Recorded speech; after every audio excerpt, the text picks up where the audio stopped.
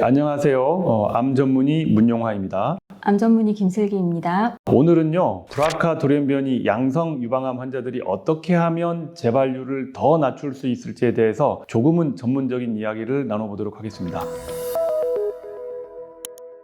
선생님, 브라카 돌연변이 유전자가 뭐예요? 네. 브라카 유전자는요, 모든 세포 안에 DNA가 있는데 DNA가 어떤 자극에 의해서 손상을 받을 수 있거든요. DNA가 손상이 되면 그대로 있는 게 아니고 스스로 복구하려는 성질이 있습니다. 이런 복구하려고 하는 유전자가 대표적인 게 브라카 유전자가 되겠는데, 이 브라카 돌연변이가 만약에 있게 되면 DNA가 손상이 돼도 복구가 안 되겠죠. 그런데 만약에 브라카 돌연변이가 가족 대대로 유전적으로 내려오는 집안이 있다고 하면 가족성 암 또는 유전성 암의 원인이 되기도 합니다.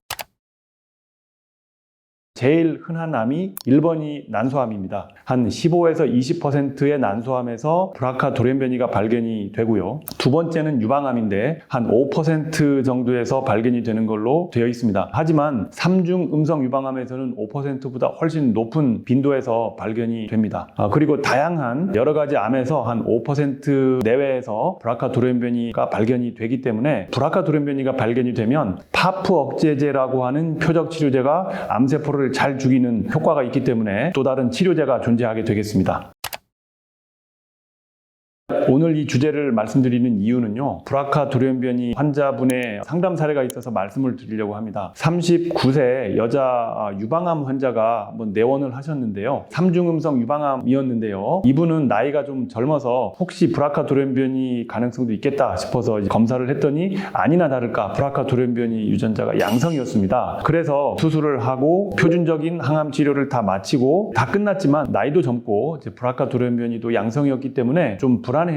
혹시 재발하면 어떻게 할까요? 좀 재발을 낮추려면 어떻게 해야 될까요? 라고 이제 상담 신청을 해왔던 이제 그런 케이스였습니다. 그러니까 나이가 젊거나 가족 중에 유방암이 있거나 또 3중 음성 유방암이거나 그럼 브라카 검사를 반드시 해야겠죠.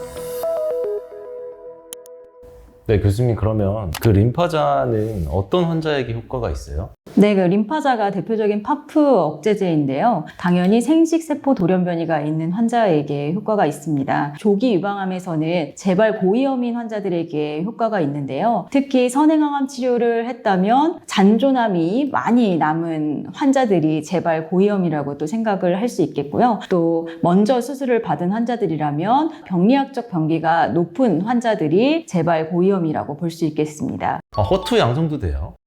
근데 유방암 중에서요, 허투 양성인 경우 빼고 호르몬 양성이면서 허투 음성 그리고 3중 음성인 경우에만 요 브라카 돌연변이 있을 경우 림파자에 해당하실 수 있습니다. 임상시험 효과는 어땠어요? 네, 올림피아 연구라고 하는 임상시험 결과가 있는데요. 아까 김슬기 교수님께서 설명을 해주신 브라카 돌연변이가 양성이면서 허투 음성인 수술을 받은 유방암 환자들이 표준적인 항암 치료를 다 마치고 만약에 그 환자의 상태가 재발 고위험에 해당이 된다라고 하면 이제 이 임상시험에 이제 들어와서 치료를 받으셨는데요. 림파자를 추가적으로 투약을 한 군과 림파자를 투약하지 않은 군을 재발 여부를 비교를 했습니다. 림파자를 사용하지 않은 군은 3년째 침습적 무진행 생존율이 77%로 나왔는데요. 림파자를 사용하면 85%로 향상되었습니다. 그래서 8 내지 9% 정도 향상되는 결과를 입증함으로써 림파자를 사용하면 브라카 양성 유방암 환자들은 재발률을 줄일 수 있겠다라고 컨펌이 된 것입니다. 그리고 제가 조기 유방암에서 임상시험 결과를 말씀을 드렸는데요. 사실은 림파자는 조기 유방암뿐만이 아니고요. 브라카 양성인 전이성 유방암의 2차 이상 라인에서도 효과가 있는 것으로 입증이 되었습니다. 림파자뿐만이 아니고 다른 파프 억제제인 탈제나, 그러니까 림파자, 탈제나와 같은 파프 억제제가 브라카 돌연변이 양성인 전이성 유방암에서도 무진행 생존 기간을 연장하는 효과를 증명을 하였기 때문에 여러분들에게 처방을 할 수 있겠습니다. 이게 먹는 약이에요? 네. 이 림파자는 하루 2번 먹는 약입니다. 그리고 1년 동안 복용을 하셔야 됩니다. 주의해야 할 부작용은 있을까요? 네, 효과가 좋은 약에는 항상 부작용이 있다고 했잖아요. 그래서 여러분 부작용도 조심하셔야 됩니다. 첫 번째 가장 흔한 부작용은요, 오심 부작용입니다. 오심은 메스꺼워하는 거죠. 그러니까 이 약을 복용을 하게 되면 좀 메스껍다는 분들이 많습니다. 통계적으로는 한 56% 정도 오심 증상을 호소한 걸로 되어 있고요. 다행인 건 아주 심한 오심 증상, 즉 3등급 이상은 굉장히 빈도가 낮았습니다. 두 번째 주의해야 될 부작용은요, 호중구 감소증입니다. 사실 호중구 감소증은 이 면역력을 약화시켜서 감염의 위험을 증가시킬 수가 있기 때문에 특히 조심하셔야 되는 부작용이고요. 의사들이 항상 그래서 피검사를 통해서 호중구가 감소되는지 모니터링을 하고 있습니다. 그리고 마지막으로 아주 드물게 발생하지만 발생하면 굉장히 위험한 부작용인 백혈병이라는 게 있습니다. 백혈병은 임상시험을 했었던 환자들, 그리고 과거에 이런 파프 억제제를 사용했었던 환자들이 1%도 안 되는 아주 낮은 비율로 발생을 했다라는 결과들이 있습니다. 하지만 한번 발생하면 굉장히 치명적이기 때문에 혈액종양내과와 같은 아주 경험이 많은 암 전문의가 이런 부작용들을 클로즈 모니터링을 하면서 림파자를 처방을 하는 게 좋지 않을까 저는 생각을 합니다. 교수님, 근데 부작용 보면은 항상 옆에 무슨 등급이 있더라고요. 이게 등급은 뭐예요?